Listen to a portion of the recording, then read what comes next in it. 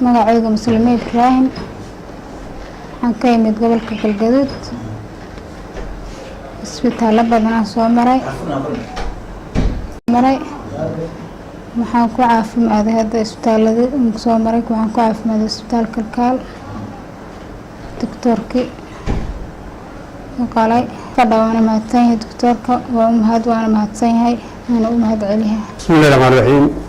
الحمد لله رب العالمين والصلاة والسلام على أشرف المرسلين سيدنا محمد وآله وصحبه وسلم. وحنا أمهد علينا إسبيتال كالكال أو سفي عمرنا وقبتي إسبيتال بلنا سو مرني إسبيتال هذا اسمه هذه إلهي كورية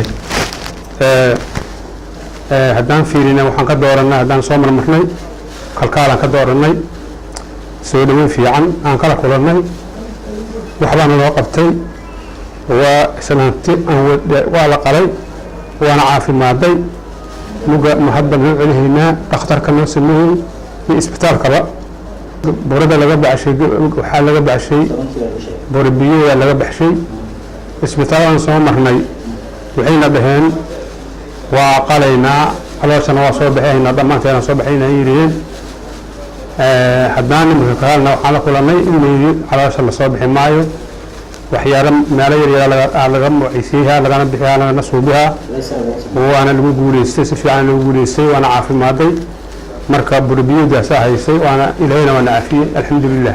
Assalamu alaikum wa rahmatullah. I am Dr. Haysam Ahmed Aboud and gyna specialist working in Kalkal Specialist Hospital for Infertility.